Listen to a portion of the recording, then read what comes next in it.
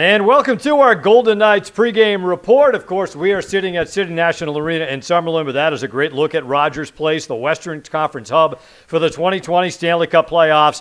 And not too long from now, the Golden Knights will be facing off in Game 2 against the Vancouver Canucks in their second-round series. The Golden Knights won Game 1 handily 5-0. They're looking for more of the same here in Game 2 tonight. Dave Gosher, Gary Lawless, great to have you with us here on our pregame report. Of course, this segment of our broadcast brought to you by the Golden Knights license plates. Be sure to check out the Golden Knights license plates, the best way to show your support for the VGK, no matter where you are in Nevada. With the Golden Knights license plate, a VGK plate also is a great way to night up your vehicle and show everyone the team that you root for. So go to dmvnv.com/plates today to show your VGK pride. All right, Lawman, so here we go, getting set for Game 2 of this series. You know, I think you like the Golden Knights' chances heading into this series with Vancouver for a lot of reasons. Number 1 seed in the West, earned that through their good play in the round robin. Well, you're taking on a Vancouver team that had knocked off the defending Stanley Cup champion Blues. What did you like the most as you sat on the radio side with Dan Duva watching Game 1, how the Golden Knights really kind of had their way with the Canucks in Game 1? Well, they manhandled them, that's for sure, and it was 5-on-5, a really good effort, a lot of zone time, a lot of chances, great goaltending, and the full 60. They were chasing down icings in the third, up 5-0 in the third period. Their defenseman would flip the puck up ice, and a forward would be busting his hump to get down ice and try and prevent the icing. And that, to me, the hunger that the Golden Knights had, Vancouver came off a very emotional win. They're a young group. A lot of those guys never been to the playoffs before, and I bet you their room after that win over St. Louis was reminiscent of winning for other teams a championship. They would have been really high. And then they had to come back and play 2 nights later. I think that was very difficult for them. Vegas had the luxury of bouncing Chicago in 5 games. A little bit of time off, got reloaded, and that to me is they were ready to go right from the very start. Nick Cousins told Dan Duva in the pregame, we don't want to dip our toe into this game. We want to dive right in, and I think they did exactly that. Yeah, they were right into the ocean, no question about it. Thanks for joining us, by the way, tonight on Facebook, Twitter, Twitch, and YouTube. They did not ease their way into that game, Lawman. And you think about the physical nature that the Golden Knights played with in Game 1. You've got some guys on that Vancouver team and a real good young core when you think of Quinn Hughes and you think of Brock Besser and Elias Pettersson and others. None of them have ever been in the Stanley Cup playoffs, and the Golden Knights made it a point to target these top players for the Canucks all night long, and that paid dividends for them. Yeah, well, there was Quinn Hughes in particular. He didn't have any time to operate. This is a very special talent, a guy who is going to vie for a Norris Trophy at some point in time in his career. He was battered, beleaguered, frustrated, you name it. They really took him out of the game. And I think probably we've heard in a lot of social media that there was a lot of talking during that game. I bet you Quinn Hughes, every time he got hit, there was someone saying to him, all series, kid. We're going to be in your kitchen all series. So everything went Vegas' way in Game 1. All that being said, I expect Vancouver to be way better tonight. This, to me, will be a much better tape measure game in terms of what this series is going to really be like. I think Game 1 might have been a one-off in terms of that the disparity in score and everything else that went into that one. I think tonight's game will be closer. I'm actually expecting this to be a doozy. You're not Dan, you're Dave. I appreciate that, Shane. So. Shane, the guy in the left seats never looked so good. That's right. It's unbelievable. Look at this upgrade. The Golden Knights, their physical nature of it. Ryan Reeves, 11 hits the other night. Will Carrier with 9. But Pete DeBoer, the Golden Knights head coach, talks a little bit about Ryan Reeves and how he goes about being physical in a disciplined way. Ryan Reeves has an impact on the game every night. And, you know, it might not show up on a score sheet with 11 hits and the type of publicity he got last night, but there's a reason why they've started every game that I've coached here. I've seen it from the other bench, the impact when he's in the lineup. it gives the rest of your group the freedom to play bigger. He's the biggest, toughest guy in the league. Lets everybody play with more freedom and room because they know he's in the lineup. So, on the nights that he's getting the 11 hits and things, he gets publicity, but he has an effect on our lineup every night, making everybody play a little bit bigger. And he's a good hockey player. He gets systems, he gets detail in his game. He plays as physical as anybody in the NHL, and he does it without taking minor penalties and lazy penalties. It's a real gift. Yeah, a gift and also a rare breed, right? These days is Ryan Reeves, Gary, that he can physically intimidating, quite obviously, can fight, doesn't have to fight a lot anymore. Nobody really wants to mess with him. But he can also play. He's a reliable player, plays with discipline, can get other players off their games. But most importantly, his teammates and how they can play a little bit bigger with him in the lineup. Well, he uses the expression, it's his job to keep the flies off the honey. And he certainly does that.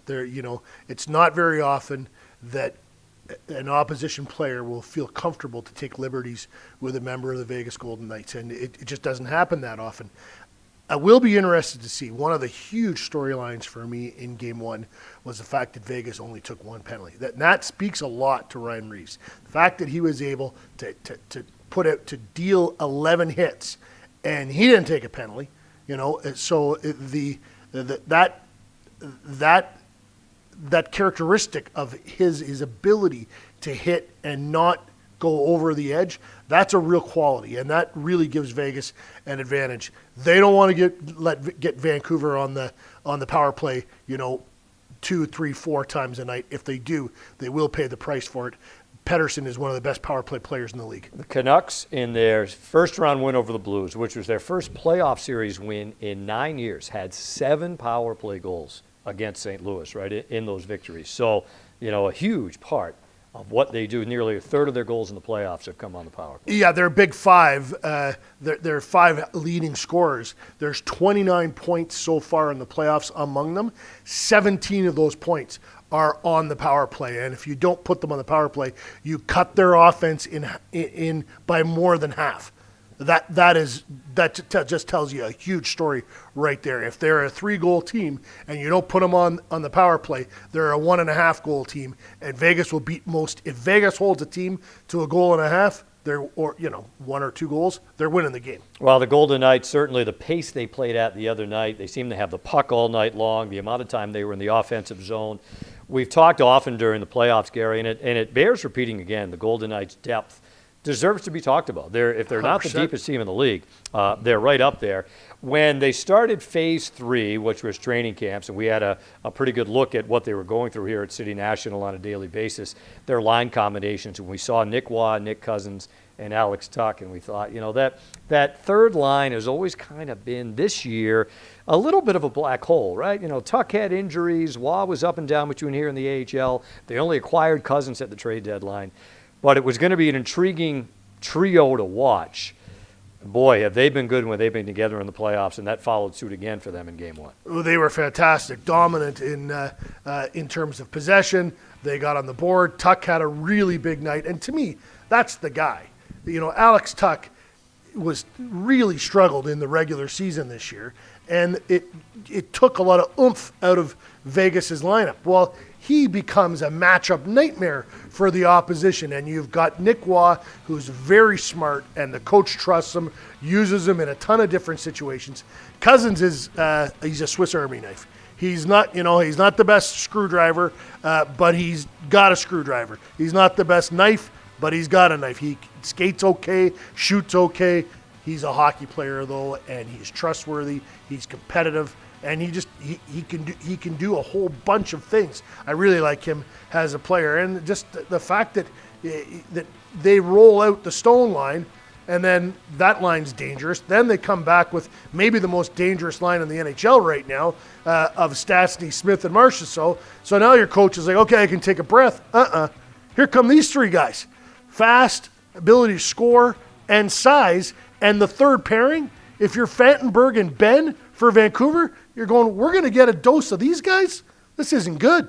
Yeah. Not what you're looking for. No, it's not. This is not helpful whatsoever. But for the Golden Knights, it's been fantastic for them to be able to find some depth scoring in their lineup. The guy that usually sits to my left, Smart guy. the smart guy, would tell you the last 3 games are the best 9 periods he has seen Alex Tuch play as a member of the Golden Knights. He has been dynamite.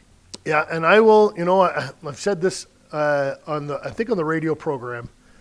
Alex Tuch is a young guy who signed a really big contract in the glitziest city in the world. And there are a lot of distractions in Las Vegas. There are no distractions in the bubble. Alex Tuch he's like a kid at a Pee Wee tournament where you do what you do with your teammates in between games, and it's really just with your teammates. You're thinking about hockey, you're talking about hockey, and then you go and play. And to me, he is locked in. And I also think that, one of Pete DeBoer's jobs when he was hired by Kelly McCrimmon, there had to have been a discussion about Alex Tuch because the trade deadline was coming up. And I would imagine McCrimmon said, this is an asset. I am not trading him right now where he is, I'd be trading him when he was at his least value. Your job is to figure out how to get him going. And Pete DeBoer, Ryan Craig, Steve Spott, they have managed to unlock Alex Tuch, and it's a huge bonus for the Golden Knights. Dropped 10 pounds during the quarantine. He's been focused, in right? Terrific shape. Thought about hockey. Exactly right. So he and the Golden Knights getting set for Game 2 against the Vancouver Canucks up at Rogers Place in Edmonton. Quick reminder for you, friends, of course, VGK Daily now. You can subscribe to the Golden Knights Daily Podcast. We'll bring you all the news, all the updates on the Golden Knights every morning throughout the 2020 Stanley Cup playoffs, and you can find us wherever you stream your podcast. So the Golden Knights take Game 1. They made it look fairly easy in doing it, Gary. There was a lot of things we know kind of swirling around this team from a certain tweet that was put out. The Golden Knights kind of addressed that. And then you look at the play of Robin Lehner. All he's done is go 9-1 as a member of the Golden Knights. 3 shutouts in his career against the Canucks, right? All with 3 different teams. Didn't have to make a ton of big saves the other night, but I think at times makes difficult saves look a little bit easier just because he's such a huge human. If this is a goalie controversy, every team should be so lucky to have a goalie controversy. They've been fantastic. And I'll put Fleury in there too, because the one game Fleury played against Chicago, he was tremendous. All Pete DeBoer has done is they're 9-1 in the bubble, right? 8-1 in the playoffs or whatever it is. And every time he fills out the lineup card, he puts in a goalie and he gets a win. So Leonard's size makes him consistent. And I think from a coaching standpoint, if you're DeBoer, you really know what you're getting when you put Robin Lehner in net. If he's bad, he gives up maybe 3. If he's good, which we saw the other night, there's a potential for a shutout. He to me is a guy that keeps the opposition to 2 or less almost all the time. I didn't think about it, Gary, in this along these lines until Leonard mentioned it after the game. He's been down this road before in terms of he goes to Long Island. Thomas Greiss, pretty popular goaltender. Goes to Chicago. We know Corey Crawford's resume with the Hawks. He comes here. We know what Marc-Andre Fleury means to this team and this fan base. But if you're him, I would imagine you've just got to narrow down your focus. The coach wants me to go in and play. I'll play when he asks me to play. I'll do the best that I can, and his best has been more than good so far for the Golden Knights. They're only 1 game into the second round. If Vegas advances and keeps going, there is no scenario for me that Marc-Andre Fleury doesn't play a role in that. Yeah. I think you need 2 goalies big time in this bubble. And the teams that have lost a guy, I worry about those teams because there's going to be fatigue. There's going to be back-to-backs. There's the mental pressure that increases the farther and farther that you go. This whole thing to me, it was really unnecessary and really unfortunate. And we talked about it on the SLGND podcast. It may have rallied the Golden Knights. If you're the players and there's this sort of shot taken at your team and your organization, you kind of take that and say, well, we're not going to let that bother us. Matter of fact, we're going to use that as fuel to the fire. And for Lehner and Fleury, if there was any tension, it got aired out. They would have had a conversation. We saw Fleury hugging Leonard at the end of the night after the shutout the other night. Pete DeBoer, he doesn't have to worry about tiptoeing around anymore. It's all out there in the open. So I think they flipped the page, and it's not a deal at all. I mentioned on the podcast yesterday, Gary, you can debate the line combinations, you can debate the defense pairs, you can debate who should play in net. Since Pete DeBoer took over this team, they are combined 23-6-2.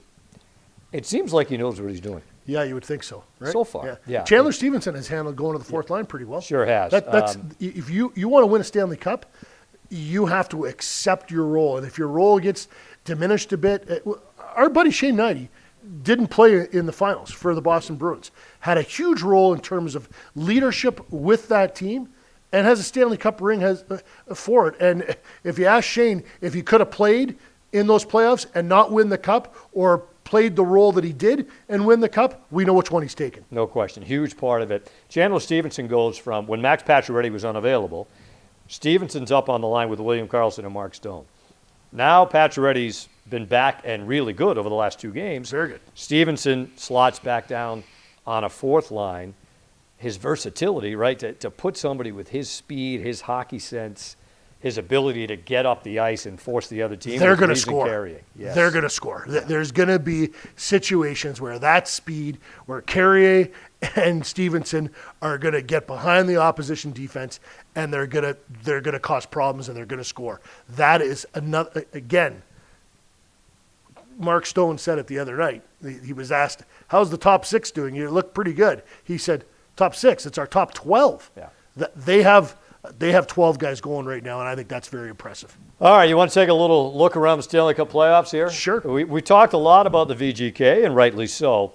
So Colorado Avalanche have some difficulties these days. Whew. Nobody, I don't know. Maybe people in Dallas saw this, but the Stars are up 2-0. They win game 1, 5-3. Last night, Gary, and I'm sure you watched it like I did, the Avalanche are controlling the game, up 2-0. Hudobin had to be terrific in the first period for Dallas just to keep it close. Avalanche getting some penalty trouble. All of a sudden, the Stars tie the game in a couple of back-to-back goals, kill a 5-on-3 for Colorado, and then continue to score 3 more goals and win the game, and they're up 2 games in the series. I listened to Anton Hudobin today speaking about Rick Bowness, and he said he's different than other coaches. During the game, he's cheering you on. He's encouraging you. Like, they play good defense. They play a disciplined style, and now they've found a way to score. It kind of reminds me of the way Gerard Gallant was able to get his group going in year 1 for the Stanley Cup. Guys that have been kind of, put into roles and jumped on and squeezed for a portion of their career. Now you got Big Brother who, there are expectations and accountability, but there also is encouragement. There's a fire lit there in Dallas, and they've become a tough out and a dangerous team. You mentioned teams with now, in theory, only 1 goaltender. You've got the Avalanche, who had Philip Grubauer hurt in the first game. They lose one of their top 4 defensemen in Eric Johnson in that first game. They're both out long-term, indefinite, says Jared Bednar, their head coach. I think one of the other issues for Colorado, Gary, and they tried to address this, and look, they did before the season, was the lack of secondary scoring. They went out and got Nazem Kadri. They added Donskoi. They added Burakovsky. They've tried to mitigate that. So far in this series, that hasn't been the case. They have not scored a goal without Nathan MacKinnon on the ice. They're going to need some of these other guys to provide some sort of scoring for that team. He was a second star last night. He was awesome. He was fantastic. Yeah. I don't know how much more you can ask of him. The rest of that team has to wake up to help out. They're in big-time trouble, and they got to win the 4 of the next 5 to win that series. That's a tall order. And it wouldn't. And the funny thing is, it wouldn't blow you away. Wouldn't that's surprise for sure. me at all. Yeah. But how about Dallas? From being down 2-1 to Calgary and down late in Game 4 with a dozen seconds left, Joe Pavelski ties the game. They win it in overtime. And then we know how they win that crazy Game 6, right? Game 6, yeah. Down 3-0, score 7 straight goals. Down 2-0 last night, score 5 straight goals. So anyways, Colorado right now in a 2-0 series deficit against Dallas. They'll play Game 3 tomorrow. Game going on right now, Game 2 should be a real good series out east, Boston and Tampa. Bruins took the first game. 2-2 in the third period between the Bruins and the Lightning right now as we speak. I wanted big swing here because Huge. if Boston wins this game, Tampa, who has had a couple of early bowouts recently, the pressure on them really gets cranked up. The goal that, and some of you probably saw this earlier, but the first period the Bruins scored to take the lead, this goal that got waved off for Tampa, they thought they had tied the game, but it got waved off due to an offside, but not your run-of-the-mill offside. This was they dumped the puck in. Braden Point takes his time getting out of the zone to tag up. He loafs to the bench. Yes. This is something that you're taught in Adam, Pee Wee, you name it. When you're supposed, you hustle to get off the ice so that your teammates that are going on can carry on with the play. He basically walks to the bench, and that throws. I think it's Goodrow. Throws Goodrow offside, and the goal comes off the board. And John Cooper is screaming at the referee. He's going to see the video later, and he's going to scream again, but it's going to be at Braden Point. We were talking in the office earlier. I said, you almost never see that. You said to me, a huge point in the playoffs last year, right? Colorado, San Jose game. Landeskog in Game 7 last year he's standing beside the bench, and the gate to the bench is inside the blue line. Instead of getting off the ice, he's standing there. He had the fortitude after the game to own it, to admit it, and say, that's on me. Golden Knights getting set for Game 2. As we mentioned, Game 2 is going on right now between Boston and Tampa. The Bruins have been able to get it done, Gary. And look, all teams are dealing with different issues in the playoffs. They're without Tuukka Rask, decided to leave the bubble. Jaro Halak runs the table against Carolina, winning 3 games, wins the opener of the series. So he's been looking good so far. And the other player, and there's so much talk, rightly so, about the Bergeron, Marchand, Pasternak line. David Krejci's been fantastic for them in the playoffs. Yeah. And, we got a chance, Shane and I certainly up close in 2011, led the NHL in playoff scoring.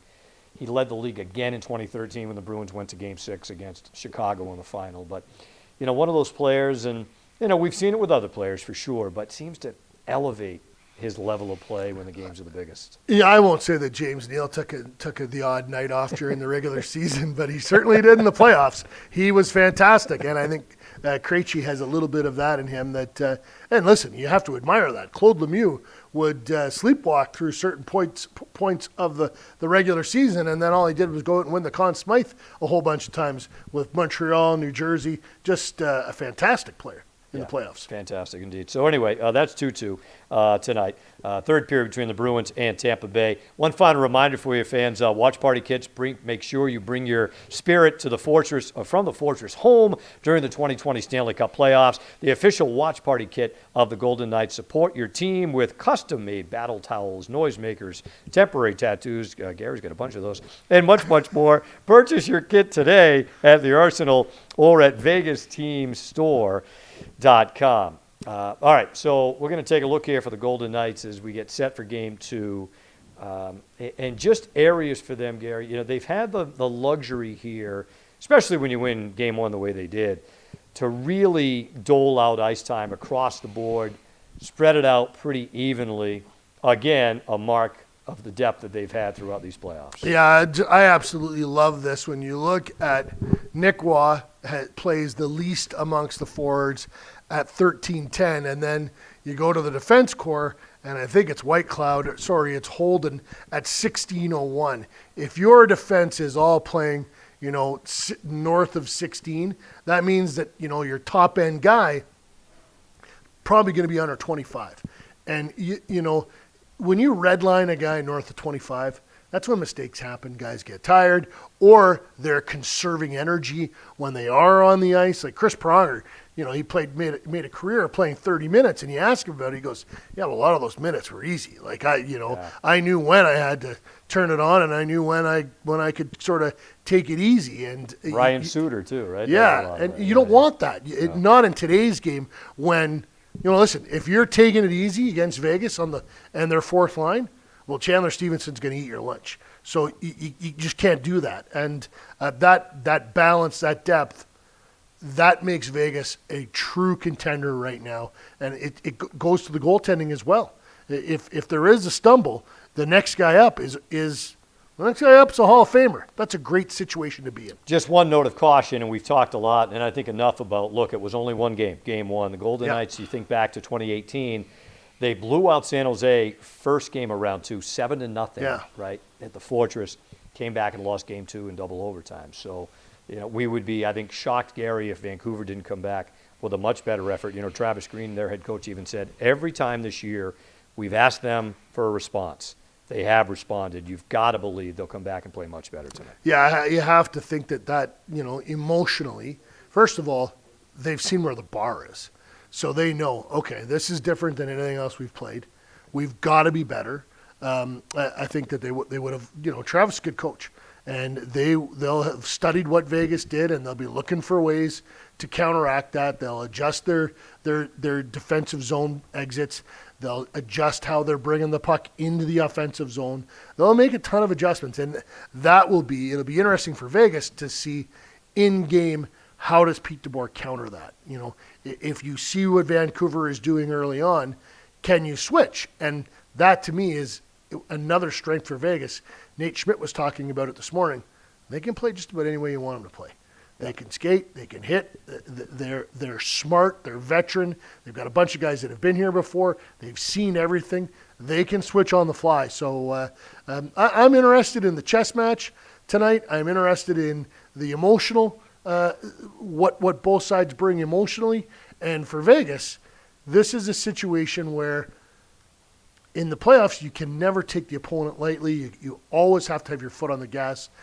How they respond to that easy win is also a big storyline. And a quick update from Edmonton. We're told no lineup changes for the Golden Knights here in Game 2. Pete DeBoer had said he would announce his lineup before the game, but that is the deal. And we were surprised if he'd make any changes, unless there were a couple of guys nicked up, but that's not the case. So the Golden Knights, same unit for them. There was one potential change that maybe the Vancouver was rumored. Tyler Toffoli skated this morning. Hasn't played for them in a while. They weren't sure if he was going to be able to go tonight. I think McEachern and Toffoli may take the warm-up for the Canucks, but I don't expect that they'll be in the lineup. Although, again, that's we'll wait and see. I think Travis Green would probably love to be in a position where he could make a tweak on his blue line.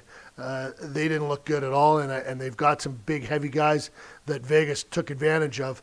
I don't think he has the depth that Vegas has. Like who is the next man up for Vegas? They've got a trio of guys, Haig, Merrill, and England, that have played a ton for them or played for them this year. So they have lots of options there. I'm not sure where Vancouver goes. If they had an answer, they'd be using it. Yeah, and the loss for them of Tyler Myers, right? Big loss. Injured in the Blues series, not able to play, at least yet, in this series for the Vancouver Canucks. All right, that's just going to about do it for us. So on the TV side, NBCSN has you covered. But if it was me, I would sync up the radio with the guy over here to my left and Dan Duva on Fox Sports Radio Las Vegas. Of course, 98.9 FM here in Vegas. 6:45 opening face-off between the Golden Knights and the Vancouver Canucks. As we look forward to Game 2, we'll talk to you next time on our Golden Knights pregame report. Enjoy the game.